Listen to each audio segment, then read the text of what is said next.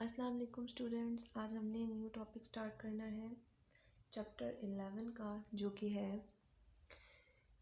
Organic compounds. ठीक है, इसमें हम ऑर्गेनिक केमिस्ट्री को डिस्कस करेंगे। ऑर्गेनिक केमिस्ट्री के साथ साथ ऑर्गेनिक कंपाउंड्स को डिस्कस करेंगे।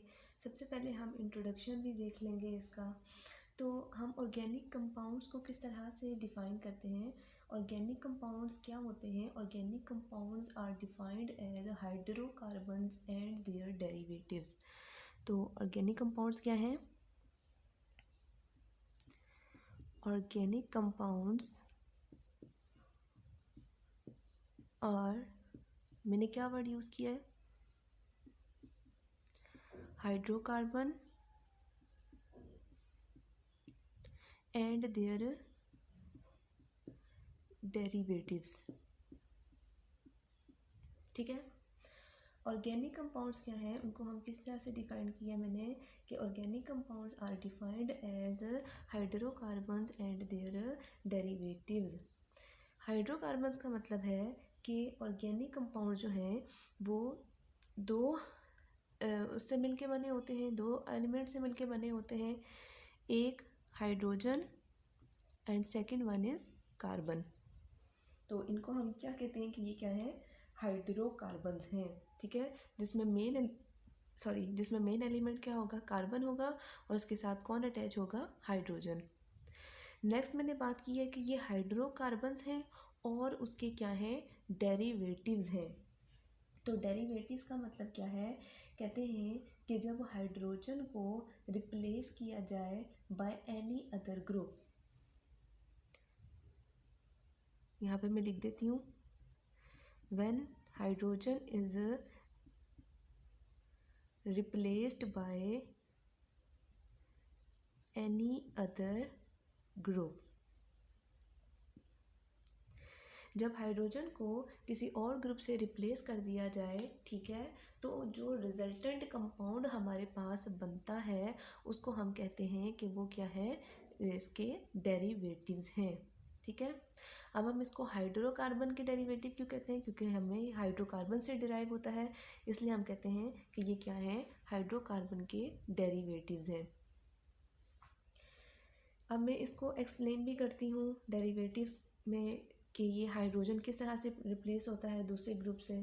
ठीक है, इससे पहले मैं इससे आपका थर्ड पॉइंट बताती चलूँ।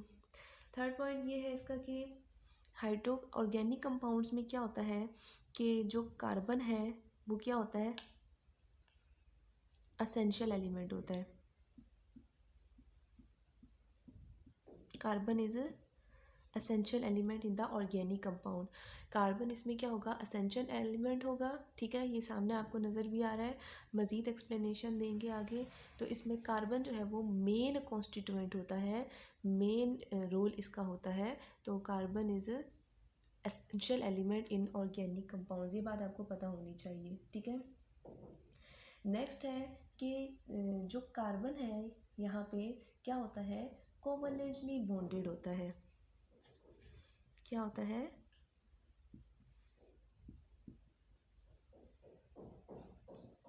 कोवलेंटली बॉन्डेड होता है। कार्बन कोवलेंटली बॉन्डेड होता है। ठीक है, ये क्या बनाता है? कोवलेंट बॉन्ड बनाता है, और कोवलेंट बॉन्ड बनाकर, ठीक है, हाइड्रोकार्बन में कार्बन जो है वो एसेंशियल एलिमेंट है, और वो किस तरह से बॉन्ड बनाता है, किस तरह से बॉन्डेड होता है? वो क्या? कोवलेंटली बॉन्डेड होता है। तो ये किस तरह से कोवलेंटली बॉन्डेड होता है और हाइड्रोजन किस तरह से रिप्लेस करते हैं दूसरे ग्रुप को, तो हम इसको डिस्कस कर लेते हैं। सबसे पहले ये चार पॉइंट्स मैं आपको फिर से रिपीट कर देती हूँ कि हाइड्रोकार्बन्स होते हैं, ऑर्गेनिक कंपाउंड्स क्या होते हैं? हाइड्रोकार्बन्स होते हैं, और उसके क्या होते हैं? डेरिवेटिव्स होते हैं। डेरिवेटिव्स को किस तरह से मैंने एक्सप्लेन किया कि जब हाइड्रोजन रिप्लेस होता है किसी दूसरे ग्रुप से, तो जो हमारे पास रिजल्टेंट कंपाउंड बनता है उसको हम क्या कहते हैं कि ये क्या है? डेरिवेटिव। नेक्स्ट ये कि इसमें ऑर्गेनिक कंपाउंड्स में जो कार्बन है वो क्या है? कार्बन एसेंशियल एलिमेंट होता है। ठीक है, और क्या होता है कि ये कोवलेंटली बॉन्डेड होता है। ठीक है, ये कोवलेंट बॉन्ड बनाता है उसमें। नेक्स्ट हम देख लेते हैं कि ये किस तरह से हुआ।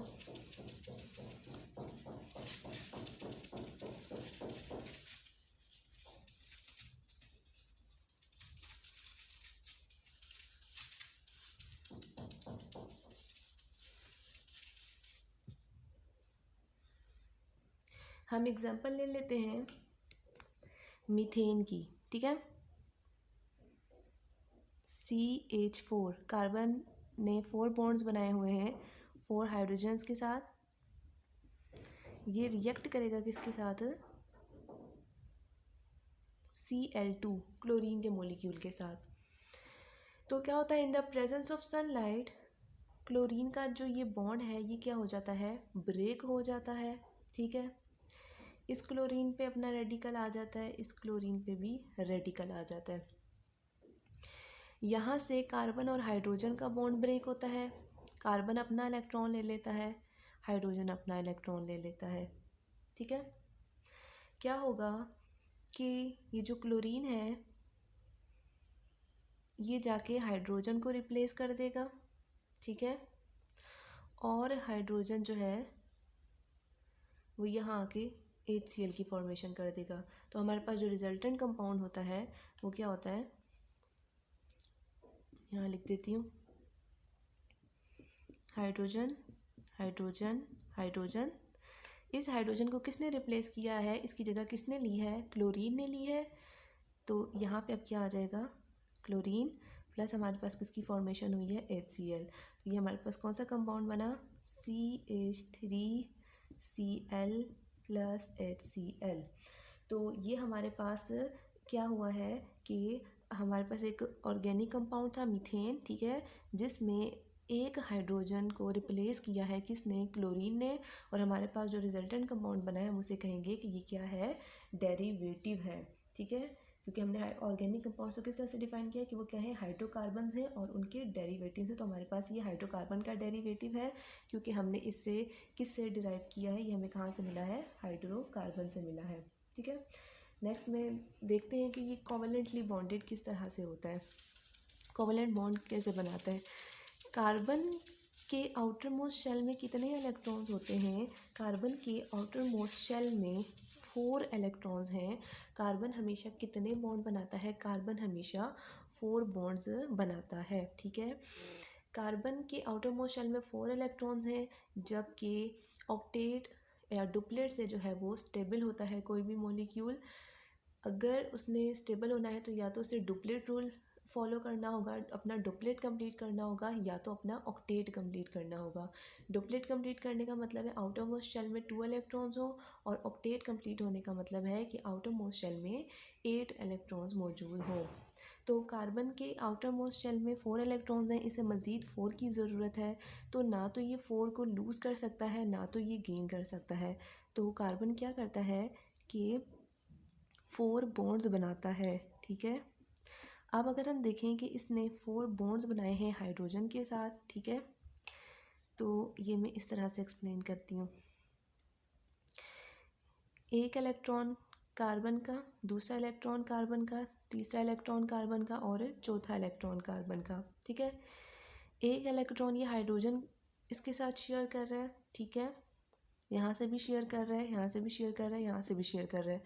इस तरह से ये शेयरिंग करके कोवलेंट बॉन्ड बना के अपना ऑक्टेट, कोवलेंट बॉन्ड बना के क्या करता है, अपना ऑक्टेट कंप्लीट करता है, कंप्लीट इट्स ऑक्टेट, ठीक है।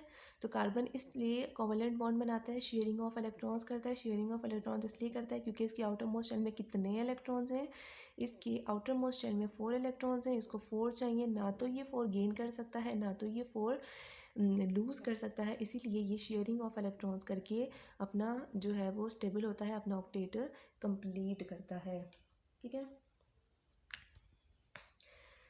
नेक्स्ट हम देखते हैं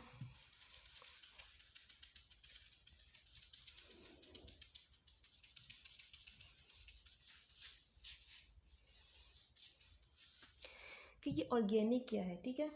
हम इसकी थोड़ी सी हिस्ट्री देख लेते हैं। कहते हैं कि ऑर्गेनिक जो ये वर्ड है ये कहाँ से आया हमारे पास। ऑर्गेनिक मीन्स लाइफ, ठीक है। ऑर्गेनिक का क्या मतलब होता है, लाइफ, लाइफ में ज़िंदगी। 1828 से पहले, मैं यहाँ पे बिफोर का वर्ड यूज़ कर लेती हूँ।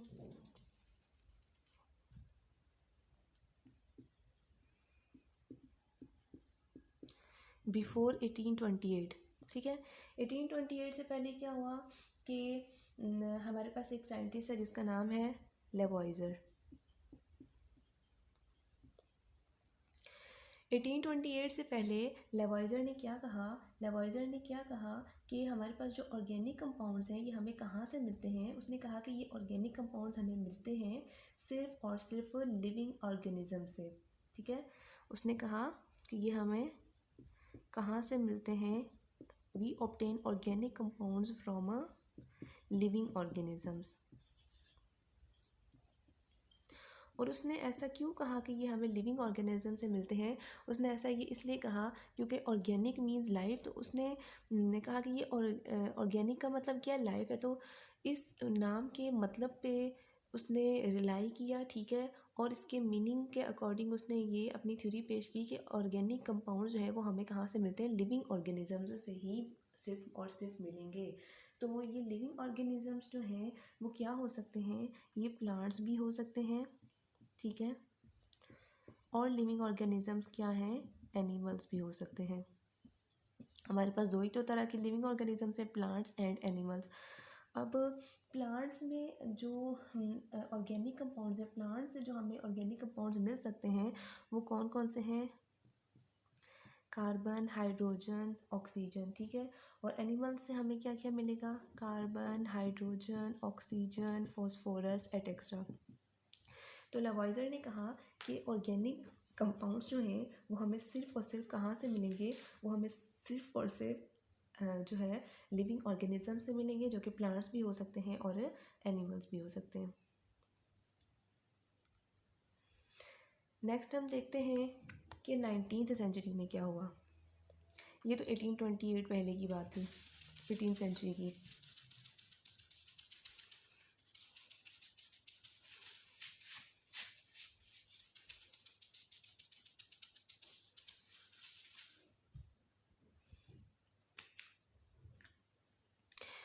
तो स्टूडेंट्स 19th सेंचुरी में क्या हुआ, एक साइंटिस्ट था, नेक्स्ट साइंटिस्ट, उसका नाम है बर्ज़ेलियस, ठीक है। बर्ज़ेलियस ने क्या कहा, बर्ज़ेलियस ने कहा कि कहा नहीं, उसने एक थ्योरी पेश की जिसको क्या कहते हैं, वाइटल फोर्स थ्योरी।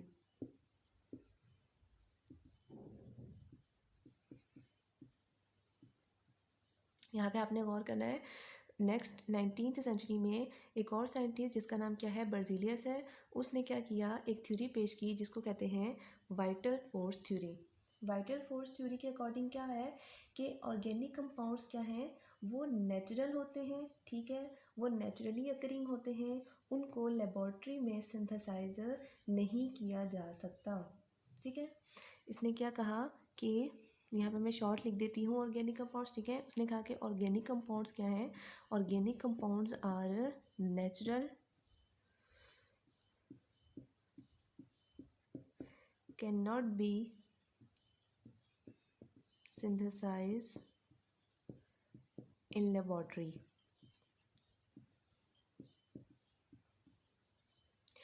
बर्ज़ेलियस ने कहा कि हम इनको लेबॉर्ट्री में नहीं प्रिपेयर कर सके, ये नेचुरली अकरिंग होते हैं, ये नेचुरली बनते हैं, ठीक है। अब उसने इस बात को एक्सप्लेन किया कि ये नेचुरली किस तरह से बनते हैं। उसने कहा कि ये नेचुरली इस तरह से बनते हैं कि एनिमल्स और प्लांट्स जो हैं जो मर जाते हैं, ठीक है, जब उनको दफना दिया जाता है तो दफनाने के बाद जब वो ज़मीन में धंस जाते हैं, ज़मीन में जो है वो ब्यूरिड हो जाते हैं, तो उसके बाद क्या होता है कि बैक्टीरिया उन पे क्या करता है, रिएक्शन करता है, ठीक है। बैक्टीरिया क्या करता है, उन प्लांट्स और एनिमल की डेड बॉडीज़ पे क्या करता है, रिएक्ट करता है, एक्शन करता है। तो उसके रिएक्शन के बाद क्या होता है, वो उनकी डेड बॉडीज़ को क्या करता है, डिकम्पोज कर देता है, ठीक है। बैक्टीरिया क्या करता है, जो कि प्लांट्स और एनिमल्स मर जाते हैं, ब्यूरिड हो जाते हैं अर्थ में, उनकी डेड बॉडीज़ को क्या करता है, उन पे रिएक्ट करके, उन पे रिएक्शन करके उनको डिकम्पोज कर देता है, ठीक है। वहाँ पे क्या कंडीशंस होती हैं, वहाँ पे टेम्परेचर हाई होता है, ठीक है, टेम्परेचर हाई होता है, प्रेशर भी हाई होता है, और वहाँ पे कोई एयर नहीं मौजूद होती, ठीक है। वहाँ पे क्या कंडीशन होगी जब बैक्टीरिया इनको डिकम्पोज करेगा? टेम्परेचर हाई होगा, प्रेशर हाई होगा और कोई एयर मौजूद नहीं होगी। और क्या होगा कि आफ्टर 500 मिलियन ईयर्स वो कन्वर्ट हो जाते हैं किसमें? ऑर्गेनिक कंपाउंड में। ठीक है। तो वाइटल फोर्स थ्योरी ने क्या किया कि वाइटल फोर्स थ्योरी ये कहती है कि ये सिर्फ इनहेरिट होते हैं लिविंग ऑर्गेनिजम्स की बॉडी में। ठीक है। उसने कहा कि ये लेबॉर्ट्री में इनको प्रिपेयर करना बिल्कुल भी इजी नहीं है। They only prepare naturally, they only only only inherit in living organisms. और उसको अपनी बात को इस तरह से एक्सप्लेन किया बैक्टीरिया की एग्जांपल देकर। तो इसकी थ्योरी जो है वो क्या हो गई?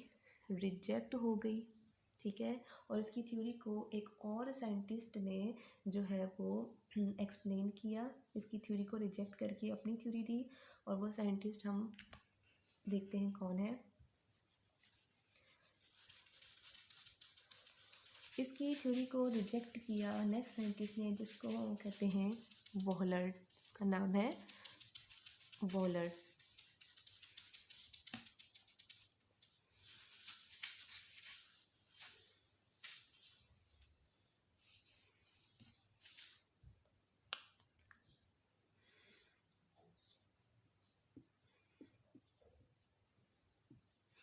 नेक्स्ट साइंटिस्ट हमारे पास आया वॉलर। उसने इसकी थ्योरी को बिल्कुल रिजेक्ट कर दिया। ठीक है। वॉलर ने क्या कहा?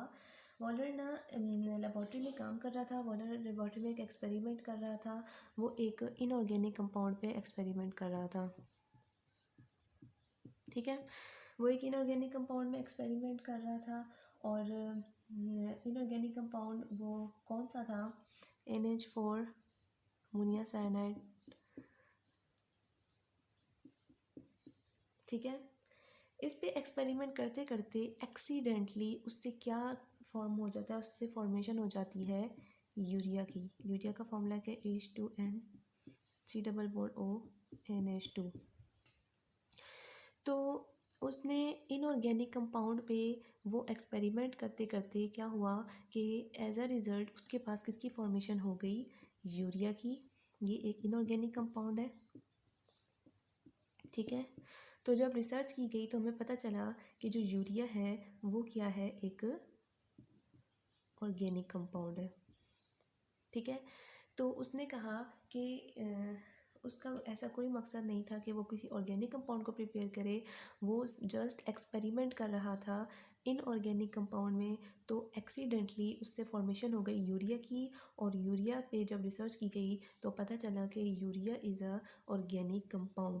और इस तरह से उसने बर्जीलियस की थ्योरी को रिजेक्ट किया, क्योंकि बर्जीलियस ने कहा था कि ऑर्गेनिक कंपाउंड्स हमें सिर्फ और सिर्फ लिविंग ऑर्गेनिज्म से मिल सकते हैं, लेबॉर्ट्री में प्रिपेयर नहीं हो सकते। लेकिन वॉलर ने इसको लेबॉर्ट्री में प्रिपेयर कर दिया। नेक्स्ट एक और साइंटिस्ट है, उसको हम यहाँ पर डिटेल में नहीं पढ़ते हैं, नेक्स्ट आप पढ़ेंगे हायर क्लासेस में। तो नेक्स्ट साइंटिस्ट है कोल। वहाँ पे आप पढ़ेंगे कोल इलेक्ट्रोलिसिस। तो कोल ने क्या किया था? सिंथेसाइज किया था किसको? एसिटिक एसिड को। ठीक है। तो एसिटिक एसिड को सिंथेसाइज किया था उसने। और लेकिन यहाँ पे हम उसकी एक्सप्लेनेशन नहीं पढ़ेंगे, हम हायर क्लासेस में इसको डिस्कस करेंगे। कहते हैं कि जो स्टडी होती है कार्बन कंटेनिंग कंपाउंड्स की, उनकी प्रॉपर्टीज़ की, उसको हम कहते हैं ऑर्गेनिक केमिस्ट्री। ठीक है। कुछ कंपाउंड्स ऐसे भी होते हैं कार्बन की, जैसे कि carbon dioxide, carbon monoxide, carbon dioxide, carbon monoxide हो गए। ठीक है। कार्बोनेट्स हो गए, कार्बाइड्स हो गए। ठीक है। इनको क्या कहते हैं कि ये सब क्या होते हैं? ये इनऑर्गेनिक सब्सटेंसेस होते हैं। अभी मैंने आपको बताया था कि कार्बन ऑर्गेनिक कंपाउंड्स के लिए क्या ज़रूरी होता है, क्या एसेंशियल होता है कि उसमें कार्बन की प्रेजेंस मौजूद होती है। ठीक है। कार्बन उसमें एसेंशियल होता है, उसमें ज़रूरी है कि कार्बन होगा। लेकिन ये जो इस तरह के कंपाउंड्स होते हैं, ठीक है, इनमें ये इनऑर्गेनिक कंपाउंड्स कहलाते हैं, क्योंकि इनमें इनकी जो प्रॉपर्टीज़ होती हैं वो क्या होती हैं? बिल्कुल डिफरेंट होती हैं। किससे? ऑर्गेनिक कंपाउंड से। ऑर्गेनिक कंपाउंड्स की प्रॉपर्टीज़ बिल्कुल डिफरेंट होती हैं, इसीलिए हम इनको ऑर्गेनिक कंपाउंड्स की कैटेगरी में इंक्लूड नहीं करते। तो हमारे ये पता होना चाहिए कि जो ऑर्गेनिक कंपाउंड्स है ये हमारी बॉडी में जो है वो बहुत इंपॉर्टेंट रोल प्ले करते हैं लिविंग ऑर्गेनिजम्स की बॉडी में। प्रोडक्ट्स होते हैं इंडस्ट्रियल ऑर्गेनिक केमिस्ट्री के, जैसे कि प्लास्टिक्स हो गए, रबर हो गए, प्लास्टिक्स हैं, रबर हैं, ग्लूज़ हैं, ड्रग्स हैं, डाइज़ हैं, एटेक्स्ट्रा। इस तरह की बहुत सारी जो ऑर्गेनिक चीज़ें हैं, सोप्स हैं, डिटर्जेंट्स हैं, तो ये सब कुछ जो हैं ये इम्पॉर्टेंट पार्ट है हमारी लाइफ के, और ये सब कुछ ऑर्गेनिक कंपाउंड से मिलकर बने होते हैं। और इन एडिशन अगर मैं आपको बताऊँ तो कहते हैं जिस एनर्जी पे हम रिलाई करते हैं, जो हम यूज़ करते हैं, जैसे कि कोल है, पेट्रोलियम है, नेचुरल गैस है, जो कि हमारी ज़िंदगी का बहुत इंपॉर्टेंट पार्ट है, तो वो भी क्या है, वो भी मोस्टली ऑर्गेनिक मटीरियल्स हैं।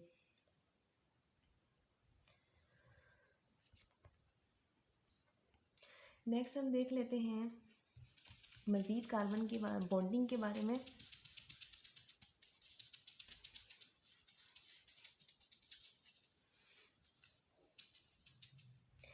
अभी मैंने आपको बताया कि कार्बन जो है वो क्या करता है, 4 बॉन्ड्स बनाता है, ठीक है। उसके वैलेंस शेल में 4 इलेक्ट्रॉन्स होते हैं, वो 4 बॉन्ड्स बनाता है दूसरे एटम्स के साथ, ठीक है। तो एक मेन टर्म मैं यहाँ पे यूज़ करूँगी, कैटिनेशन।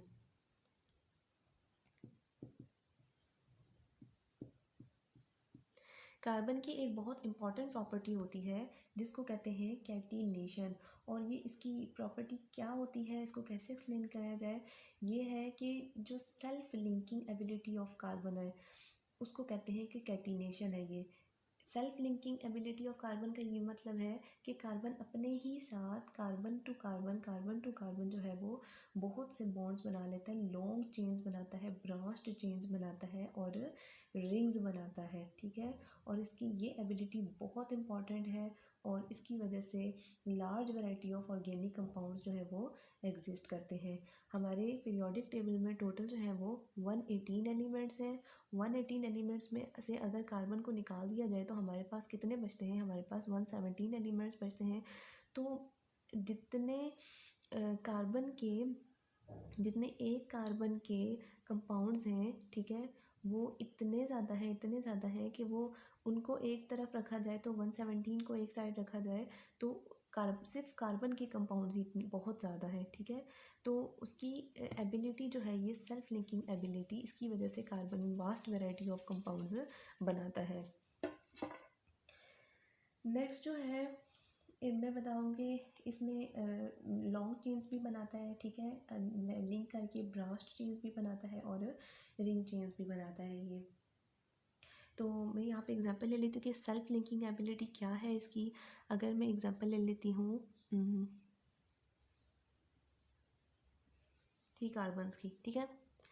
तो ये कार्बन टू कार्बन बॉन्ड बनाए इसने, 3 कार्बन्स ने बॉन्ड बनाए, ठीक है। अब हम इसकी वैलेंसी पूरी करेंगे हाइड्रोजन टू, क्योंकि कार्बन कितने बॉन्ड्स बनाता है, 4 बॉन्ड्स बनाता है। पहला बॉन्ड इसने पहले कार्बन के साथ बनाया हुआ है, सेकंड ये हाइड्रोजन के साथ बनाएगा, थर्ड भी और फोर्थ भी।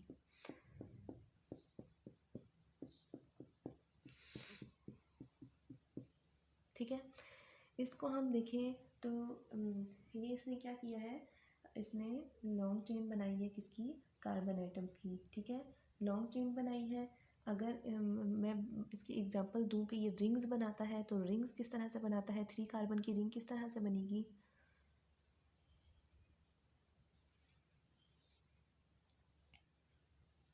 तो स्टूडेंट्स यहाँ पे देखें, इस कार्बन ने पहले से कितने बॉन्ड बनाए हुए हैं, 1 2, इसको मज़ीद कितने बॉन्ड्स की ज़रूरत है, 2 की, तो वो यहाँ पे 2 हाइड्रोजन के साथ बनाएगा।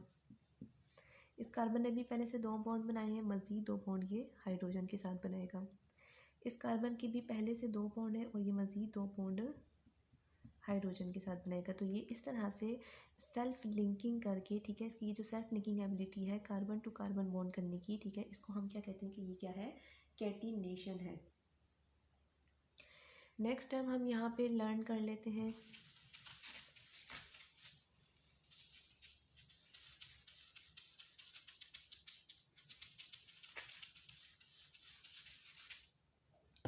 नेक्स्ट टाइम क्या है, आइसोमेरिज्म।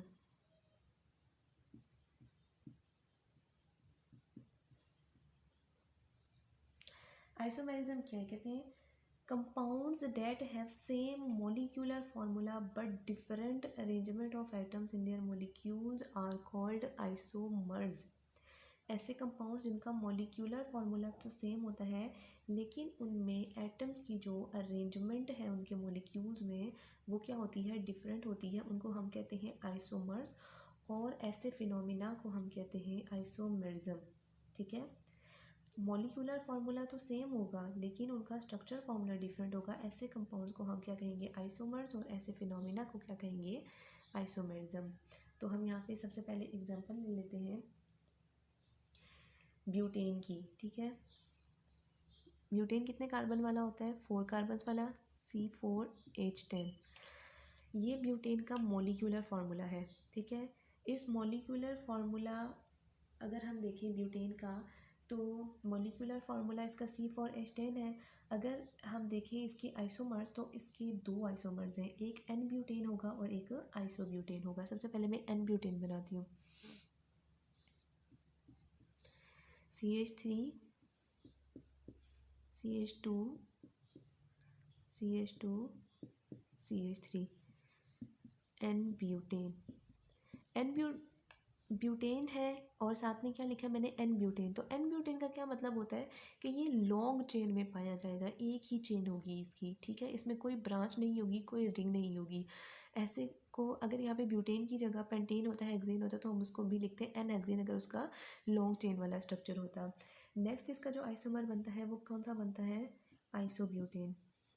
CH3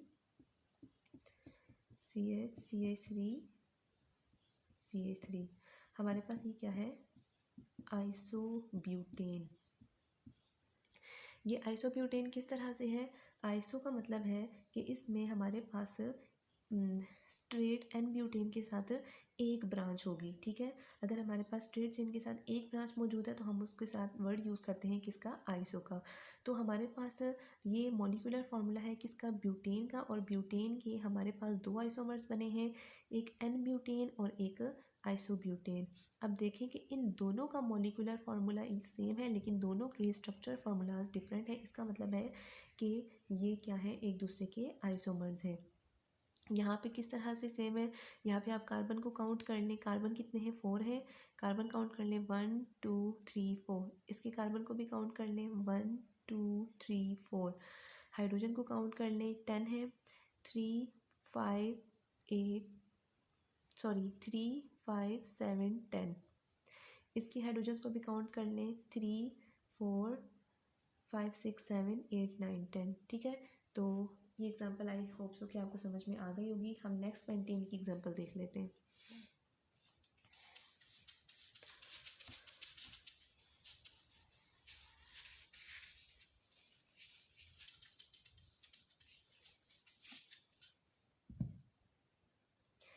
सबसे पहले पता होना चाहिए कि पेंटेन कितने कार्बन वाला होता है।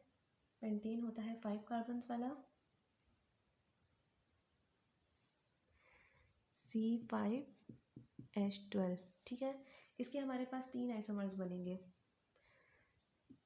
CH3 CH2 CH2 CH2 1 2 3 4 CH3 5। ठीक है, ये हमारे पास लॉन्ग चेन में है। ठीक है, इसीलिए हम इसको क्या कहेंगे, ये क्या है, एन पेंटेन। ये स्ट्रेट चेन में लॉन्ग चेन में है हमारे पास, उसको हम कहेंगे ये क्या है, एन पेंटेन। नेक्स्ट इसका आइसोमर जो बनता है वो बनता है आइसोपेंटेन का, CH3 CH CH2 CH3 CH3।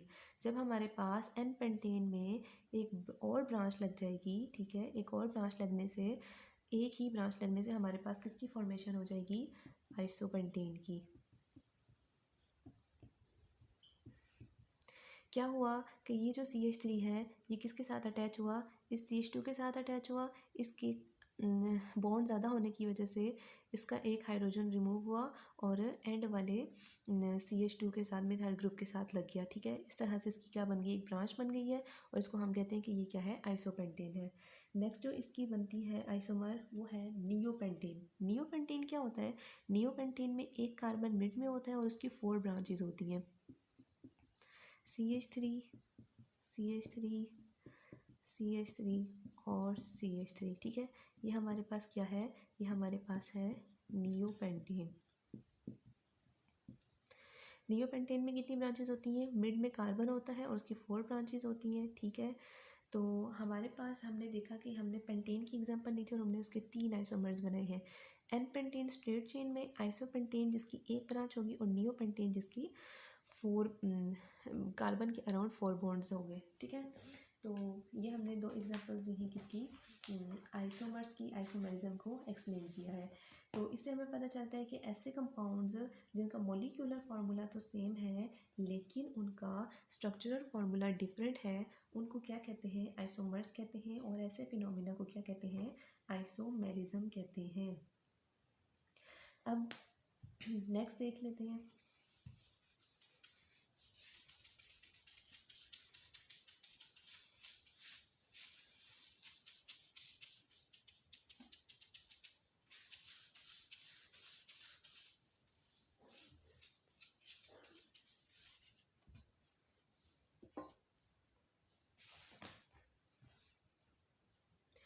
अगर कार्बन के बॉन्ड्स की बात की जाए तो कहते हैं कि कार्बन जो है वो क्या करता है, सिंगल बॉन्ड्स भी बनाता है और मल्टीपल बॉन्ड्स भी बनाता है, ठीक है, दूसरे आइटम्स के साथ, जैसे कि ऑक्सीजन हो गया, नाइट्रोजन हो गया, सल्फर हो गया।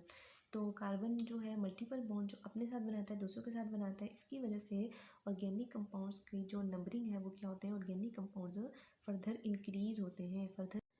कार्बन कार्बन के साथ सिंगल बॉन्ड भी बनाता है और उसको कहते हैं कि ये अल्केन्स फैमिली से बिलोंग करता है। कार्बन कार्बन के साथ डबल बॉन्ड भी बनाता है, ठीक है, उसको हम कहते हैं अल्कीन्स फैमिली से बिलोंग करता है। कार्बन कार्बन के साथ ट्रिपल बॉन्ड भी बनाता है और उसको हम कहते हैं कि ये अल्काइंस फैमिली से बिलोंग करता है। कार्बन जो है वो ऑक्सीजन के साथ डबल बॉन्ड बनाता है, कार्बन नाइट्रोजन के साथ ट्रिपल बॉन्ड बनाता है, ठीक है। और इसकी इस बॉन्डिंग की वजह से हमारे पास बहुत ज़्यादा ऑर्गेनिक कंपाउंड्स की फॉर्मेशन होती है। इनफैक्ट कहते हैं कि ये जो ग्रुप्स हैं, ठीक है, इनको हम क्या कहते हैं, इनको हम फंक्शनल ग्रुप्स भी कहते हैं। जिस तरह से कार्बन जब ऑक्सीजन के साथ बॉन्ड बनाता है तो ये एक फंक्शनल ग्रुप बन जाता है, कार्बन जब नाइट्रोजन के साथ बॉन्ड बनाता है तो ये एक फंक्शनल ग्रुप बन जाता है, जो कि हम नेक्स्ट में डिस्कस करेंगे, ठीक है। कहते हैं कि हमारे पास 20 मिलियन नॉन केमिकल कंपाउंड्स हैं, ओवर 95% जो कंपाउंड्स हैं वो किसके हैं, कार्बन के होते हैं। मिलियंस ऑफ ऑर्गेनिक कंपाउंड्स हमें ऑलरेडी पता है और न्यू वंस जो है वो आजकल मज़ीद डिस्कवर हो रहे हैं।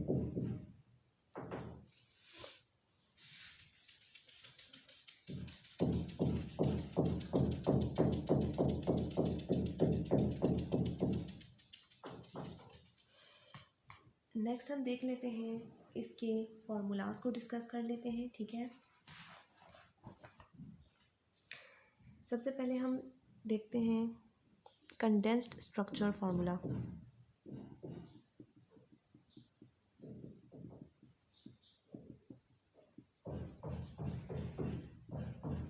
ठीक है, यहाँ पे शॉर्ट में लिख देती हूँ, इतना स्पेस नहीं है। कंडेंस्ड स्ट्रक्चर फार्मूला, ठीक है। कंडेंस्ड स्ट्रक्चर फार्मूला को हम किस तरह से एक्सप्लेन करेंगे, हमारे पास क्या होता है कि ऑर्गेनिक कंपाउंड्स के जो स्ट्रक्चर फार्मूलाज होते हैं वो क्या होते हैं, डिफरेंट होते हैं, ठीक है। फॉर एग्जांपल अगर हमारे पास 2 ऑर्गेनिक कंपाउंड्स हैं, उनका मॉलिक्यूलर फार्मूला अगर सेम है तो उनमें जो स्ट्रक्चर फार्मूला उनका वो डिफरेंट होगा, मीन्स कि उसमें क्या होगी, डिफरेंट अरेंजमेंट ऑफ एटम्स पाई जाएगी। स्ट्रक्चर फार्मूला को हम किस तरह से डिफाइन करते हैं, a formula that describes the arrangement of atoms in a molecule is called structural formula. यहाँ पर मैं लिख देती हूँ,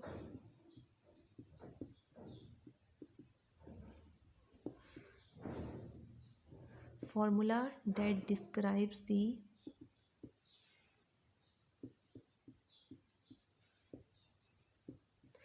arrangement of atoms in a molecule। Structural formula में क्या होता है कि एटम्स की जो अरेंजमेंट होती है, ठीक है, वो वेल डिफाइंड होती है, ठीक है।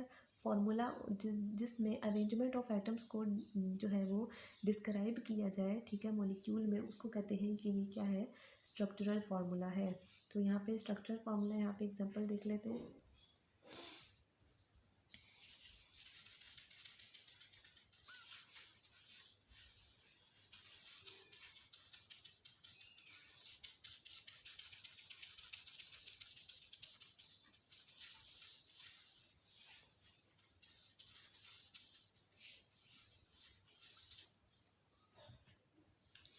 अगर हम एक मॉलिक्यूलर फार्मूला ले लेते हैं कोई भी, C2H6O, C2H6O, ठीक है। तो ये है मॉलिक्यूलर फार्मूला, ठीक है। अगर हम इसी का स्ट्रक्चर फार्मूला लिखें तो इसके दो स्ट्रक्चर फार्मूलाज होते हैं। एक हमारे पास इससे बनेगा ethanol, carbon to carbon bond, hydrogen hydrogen hydrogen, ठीक है। और नेक्स्ट हमारे पास क्या है, ऑक्सीजन। 2 कार्बन वाले को हम क्या कहते हैं कि ये एथ है, ठीक है। हमारे पास इसके साथ क्या अटैच है, ऑक्सीजन अटैच है, तो ये क्या है हमारे पास, एथेनॉल।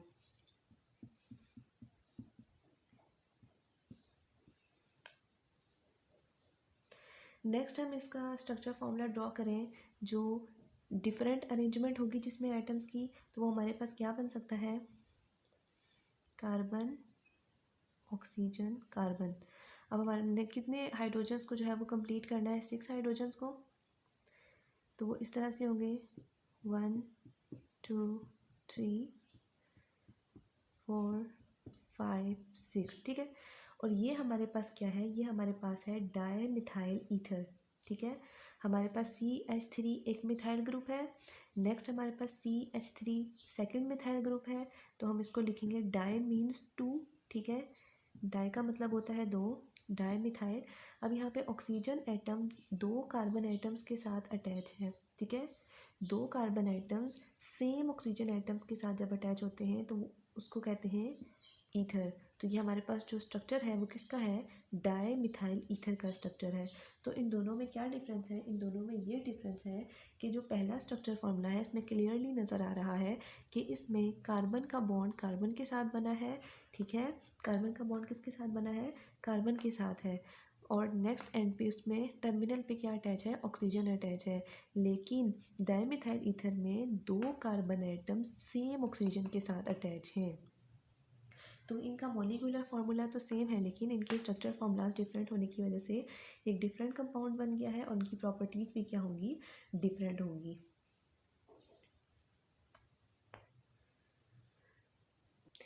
नेक्स्ट हम देखते हैं condensed formula.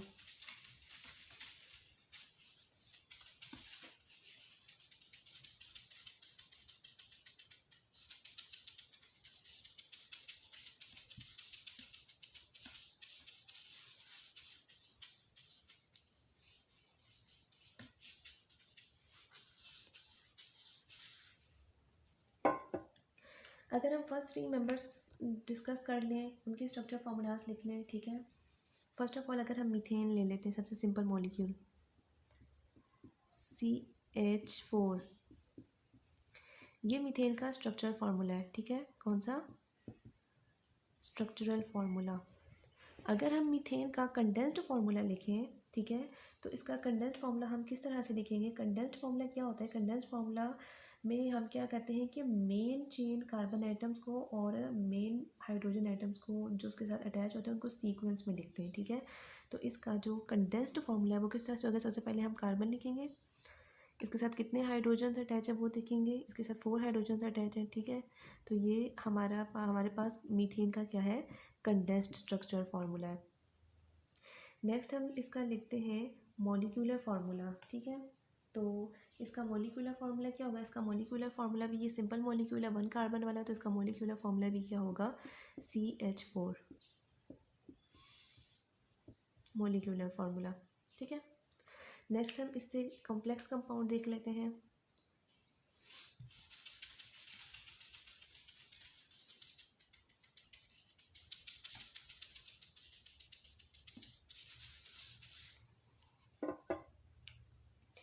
To carbon compound हम देख लेते हैं इथेन,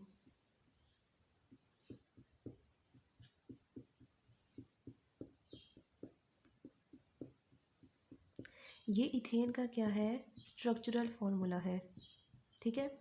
अगर हम इथेन का कंडेंस्ड स्ट्रक्चरल फार्मूला देखें तो वो किस तरह से होगा, हम सीक्वेंस में इसको कार्बन को और हाइड्रोजन एटम्स को लिखेंगे, ठीक है। हमारे पास सबसे फर्स्ट कार्बन एटम जो है वो लिखते हैं हम, मैं यहाँ पे लिख देती हूँ उसको, first carbon atom. First carbon atom के साथ हमारे पास कितने हाइड्रोजन अटैच हैं, 1 2 3, तो मैं इसको इस तरह से लिखूँगी। अब हम सेकंड कार्बन को देखते हैं, सेकंड कार्बन, अब इसके साथ कितने हाइड्रोजन अटैच हैं, 1 2 3, ठीक है। तो ऐसे फार्मूला हमारे पास, इसको हम क्या कहते हैं कि ये क्या है, कंडेंस्ड स्ट्रक्चरल फार्मूला। नेक्स्ट हम इसी का मॉलिक्यूलर फार्मूला किस तरह से लिखेंगे, मॉलिक्यूलर फार्मूला में हम टोटल नंबर ऑफ कार्बन और हाइड्रोजन एटम्स को जो है वो लिख लेते हैं। जैसे कि हमारे पास यहाँ पे कितने कार्बन एटम्स हैं, हमारे पास कार्बन एटम्स टोटल कितने हैं, 1 2, तो हम इनको टोटल करके लिखेंगे C2। हमारे पास टोटल हाइड्रोजन एटम्स कितने हैं, 1 2 3 4 5 6 H2 6, C2H6, तो हमारे पास ये क्या है, मॉलिक्यूलर फार्मूला, ठीक है। तो हम इस तरह से structure formula, condense structure formula और मॉलिक्यूलर फार्मूला लिख सकते हैं। नेक्स्ट हम एग्जांपल देख लेते हैं एक और।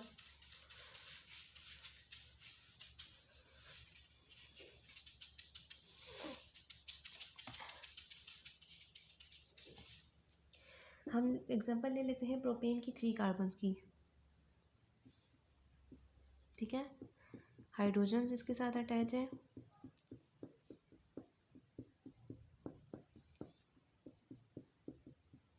ये इसका स्ट्रक्चरल फार्मूला है। अगर हम इसका कंडेंस्ड स्ट्रक्चरल फार्मूला लिखें तो फर्स्ट कार्बन हम लिखते हैं, इस कार्बन के साथ कितने हाइड्रोजन अटैच हैं, 1 2 3, तो हम लिखेंगे H3।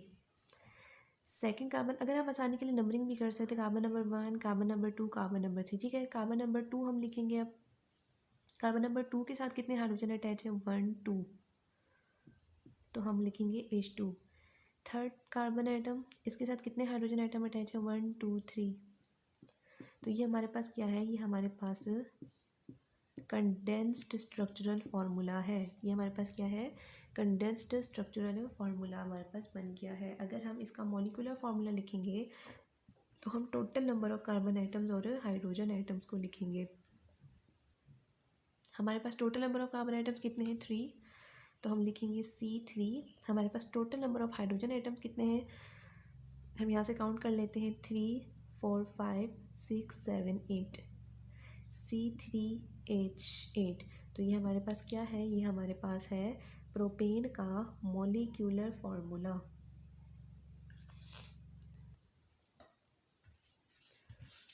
नेक्स्ट हम देख लेते हैं सैचुरेटेड और अनसैचुरेटेड हाइड्रोकार्बन्स को।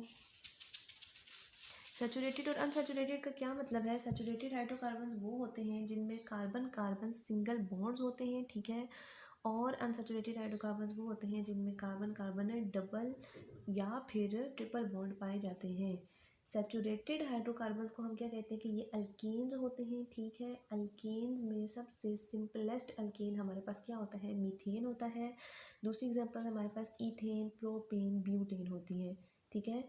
तो हमारे पास क्या है, सैचुरेटेड और अनसैचुरेटेड हाइड्रोकार्बन्स मैंने भी बताया कि सैचुरेटेड में क्या होता है, ऑल बॉन्ड्स आर सिंगल, और अनसैचुरेटेड में क्या होता है,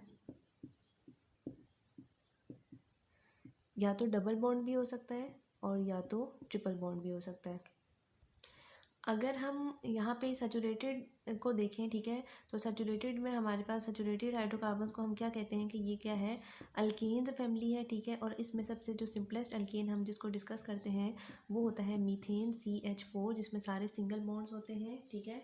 अगर हम दूसरी एग्जांपल्स देखें तो वो एक से ज़्यादा कार्बन वाले भी होते हैं जो सिंगली बॉन्डेड होते हैं हाइड्रोजन के साथ। अगर हम इनका जनरल फॉर्मूला देखें तो वो क्या है, CnH2n+2, ठीक है, जिसमें क्या है, n जो है वो क्या है, number of carbon atoms. Next हम स्ट्रक्चर बना के मैं आपको दिखा देती हूँ कि मीथेन का स्ट्रक्चर कैसा होगा, ईथेन का, और डबल और ट्रिपल बॉन्डेड स्ट्रक्चर जो है वो किस तरह से होंगे।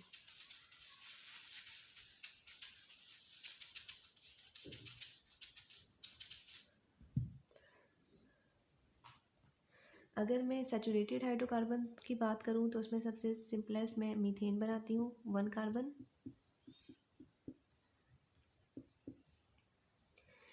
इथेन, अगर इथेन की बात की जाए तो इथेन 2 कार्बन्स वाला होता है।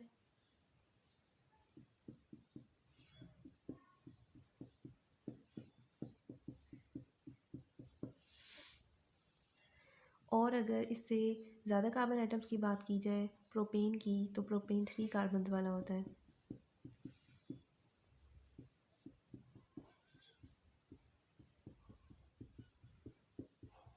ठीक है, ये हमने बात की है सैचुरेटेड हाइड्रोकार्बन्स की, जिसमें आप देख सकते हैं कि ऑल बॉन्ड्स आर सिंगल, इनमें सारे के सारे बॉन्ड्स क्या हैं, सिंगल बॉन्ड्स हैं।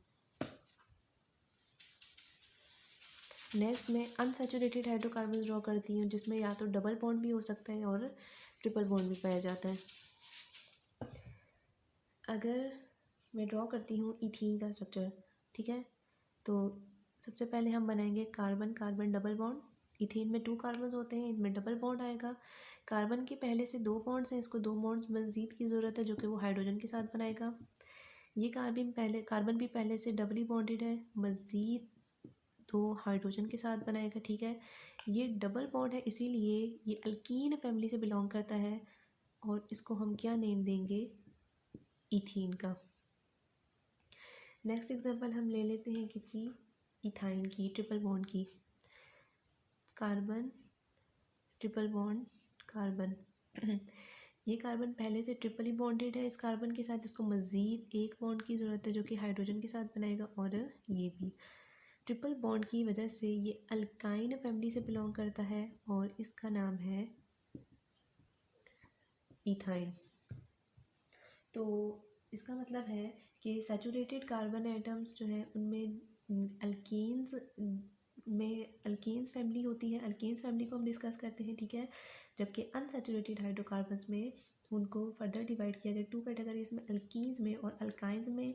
अल्कीन्स में डबल बॉन्ड होता है और अल्काइंस में ट्रिपल बॉन्ड होता है।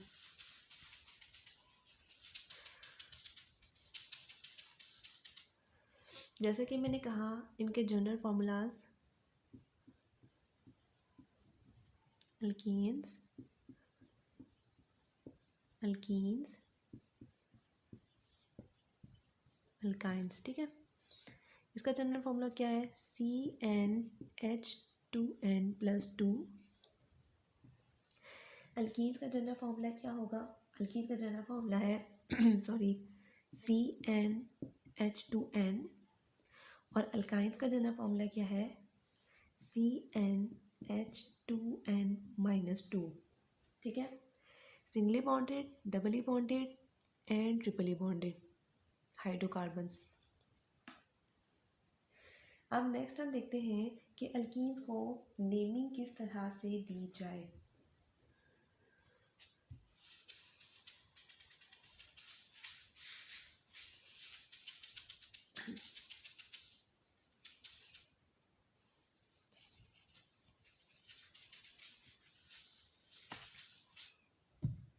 नेमिंग ऑफ अल्कीन्स, हमारे पास नेमिंग ऑफ अल्कीन्स किस तरह से दी जाती है, हमारे पास एक सिस्टम है international union of pure and applied chemistry, जिसको हम शॉर्ट में कहते हैं IUPAC।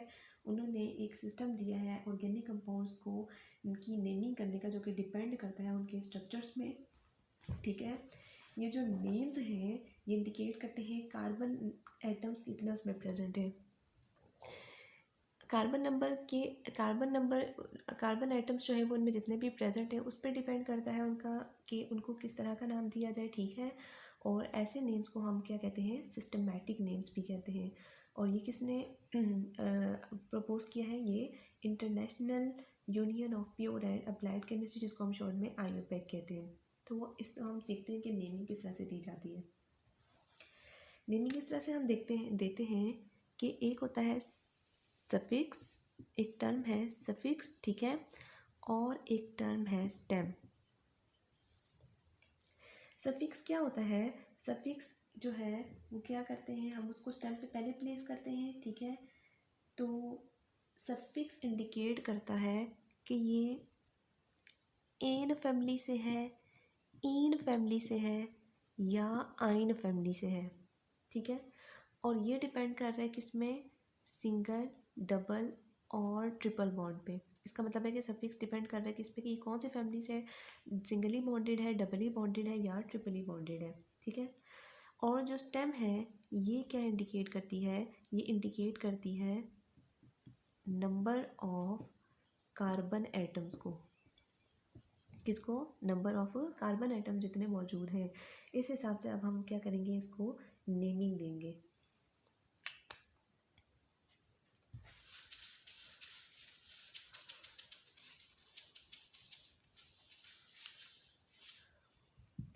सबसे पहले हमें पता होना चाहिए, हम यहाँ पे कुछ स्टेम लिख लेते हैं, ठीक है।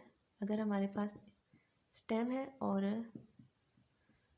नंबर ऑफ कार्बन आइटम्स हैं, हमारे पास अगर मैथ है, स्टेम जो है अगर हमारे पास मैथ है, इसका मतलब है कि नंबर ऑफ कार्बन आइटम्स इसमें कितने हैं, 1। अगर स्टेम क्या है, एथ है, नंबर ऑफ कार्बन आइटम्स कितने हैं, 2। अगर स्टेम क्या है, प्रूफ है, नंबर ऑफ कार्बन आइटम्स कितने हैं, 3। अगर स्टेम ब्यूट है, इसका मतलब है नंबर ऑफ कार्बन आइटम्स कितने हैं, 4। अगर स्टेम पेंट है, इसका मतलब है कि नंबर ऑफ कार्बन आइटम्स कितने हैं, 5 एंड सो ऑन। पेंट से आगे आएगा hex, hept, oct, non, deck, और ये 10 तक हम यहाँ पे डिस्कस करेंगे, ठीक है। तो किस तरह से हम इनको नेमिंग दी जाए, ठीक है। अगर हम यहाँ पे एक एग्जांपल ले लेते हैं ब्यूटेन की, ठीक है।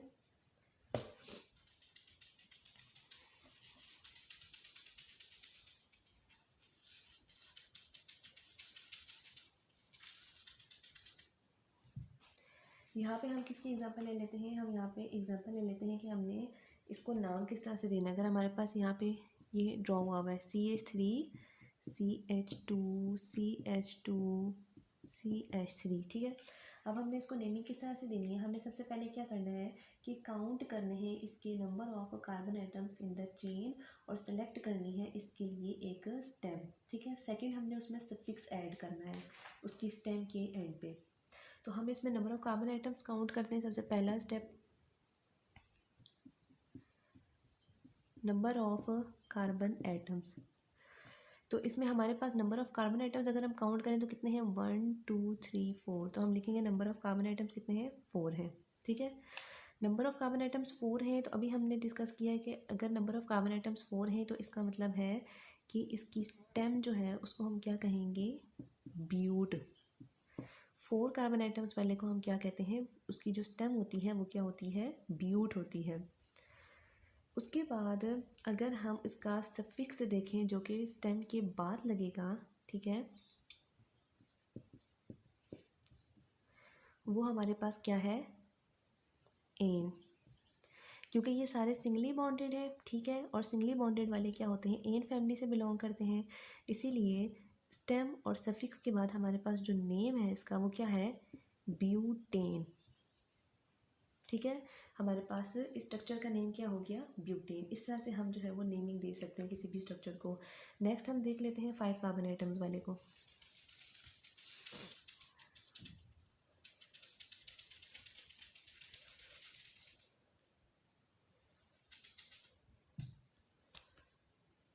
इसी में एडजस्ट कर लेती हूँ।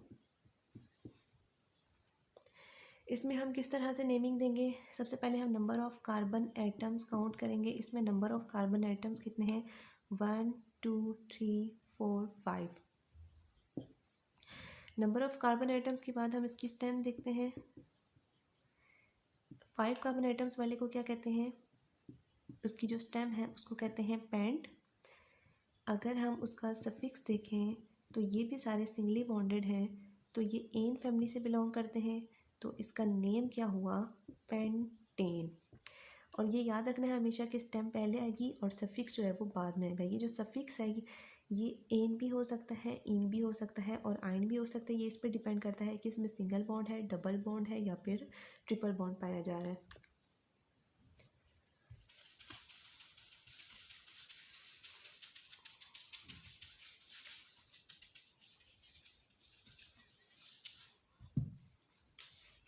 नेक्स्ट हम देख लेते हैं कुछ characteristics, general characteristics organic compounds के देख लेते हैं हम।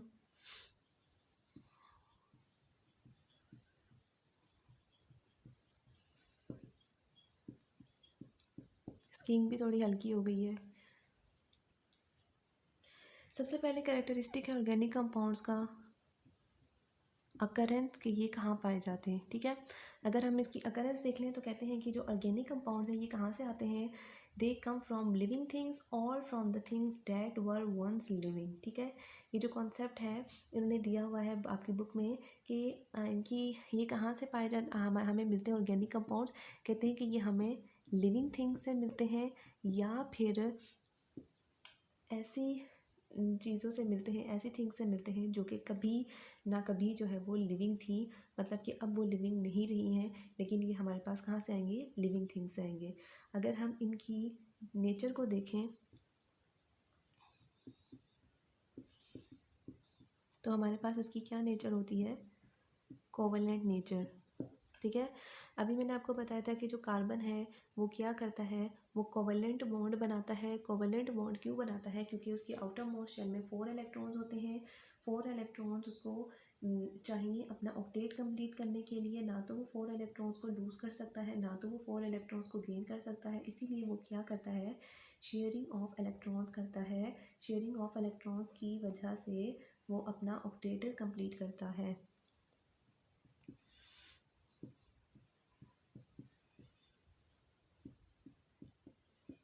ठीक है, नेक्स्ट हम देखते हैं कि ऑर्गेनिक कंपाउंड्स की कॉम्पोजिशन क्या होती है।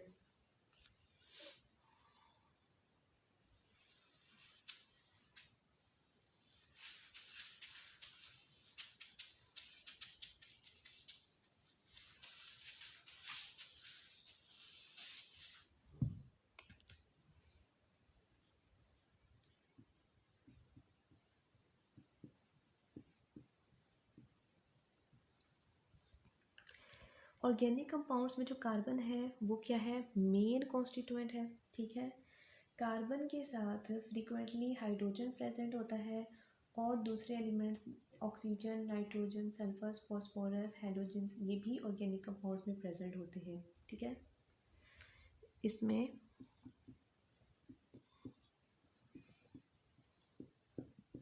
मेन कॉन्स्टिट्यूएंट जो है वो क्या होता है, कार्बन। इसके साथ क्या प्रेजेंट हो सकता है, hydrogen, sulphur, oxygen, phosphorus, nitrogen, halogens, ETC। ठीक है, लेकिन हमें ये बात याद रखनी है कि इसका जो मेन कॉन्स्टिट्यूएंट है कार्बन है। ठीक है, कार्बन के बगैर ये कुछ भी नहीं है। कार्बन के साथ फ्रीक्वेंटली मोस्टली हाइड्रोजन प्रेजेंट होता है और दूसरे एलिमेंट्स जो प्रेजेंट हो सकते हैं वो कौन से हैं, सल्फर है, ऑक्सीजन है, फॉस्फोरस है, नाइट्रोजन है और हैलोजेंस हैं।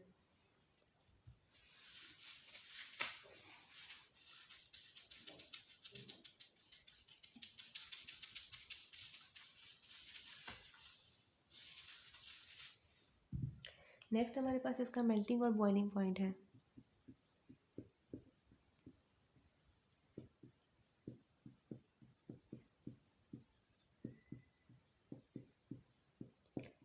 हमारे पास इनका मेल्टिंग और बॉइलिंग पॉइंट्स क्या होता है, जनरली कहते हैं ऑर्गेनिक कंपाउंड्स वोलेटाइल होते हैं, इनका मेल्टिंग और बॉइलिंग पॉइंट जो है वो क्या होता है, लो होता है। ऑर्गेनिक कंपाउंड्स क्या होते हैं, वोलेटाइल होते हैं। ठीक है, इनका लो मेल्टिंग पॉइंट और बॉइलिंग पॉइंट होता है। वोलेटाइल होने का मतलब है कि जो क्या मतलब है, वोलेटाइल कंपाउंड्स कौन से होते हैं, वोलेटाइल कंपाउंड्स वो होते हैं जो इजीली वेपर्स में कन्वर्ट हो जाते हैं, फ़ौरन से कन्वर्ट इनटू वेपर्स। जो वेपर्स में कन्वर्ट हो जाते हैं फ़ौरन से, वो कौन से होते हैं, वोलेटाइल कंपाउंड्स होते हैं। जैसे कि आप पेट्रोल की एग्जांपल ले लें कि पेट्रोल को अगर आप थोड़ी देर हवा में इसी तरह से छोड़ देंगे तो फ़ौरन से वो वोलेटाइल होकर वहाँ से स्केप आउट हो जाएगा। ठीक है, तो इसीलिए इनका जो मेल्टिंग और बॉइलिंग पॉइंट होता है वो क्या होता है, लो होता है।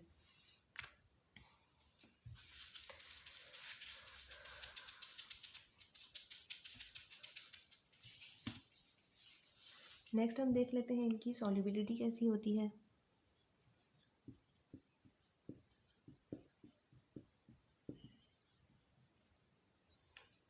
सॉल्युबिलिटी की बात की जाए तो ये क्या होते हैं, ऑर्गेनिक कंपाउंड्स नॉन पोलर होते हैं नेचर में, ठीक है, क्या होते हैं नेचर में, नॉन पोलर,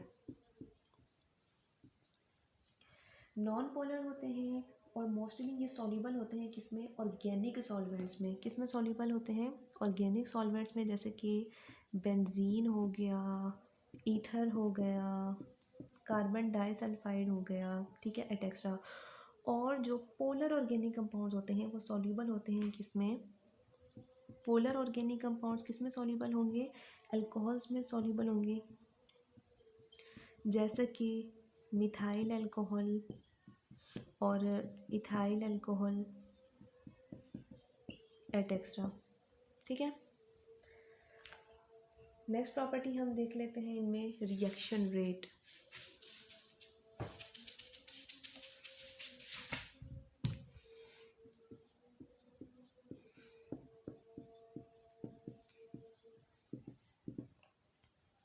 रिएक्शन रेट इनका क्या होता है, ऑर्गेनिक कंपाउंड्स का जो होते हैं वो लेस स्टेबल होते हैं इनऑर्गेनिक कंपाउंड्स से, और कहते हैं कि कोवलेंट बॉन्डिंग की वजह से इनका जो रिएक्शन रेट है वो क्या होता है, स्लो होता है।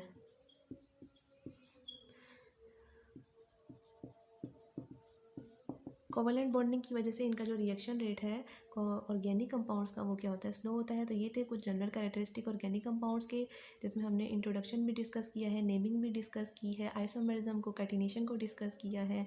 तो ये था आज का लेक्चर, ठीक है। इसमें हमने बहुत से टॉपिक्स को डिस्कस किया है और ये था हमारा लास्ट हमने जो डिस्कस किए हैं general characteristics of organic compounds. तो मिलते हैं नेक्स्ट लेक्चर में।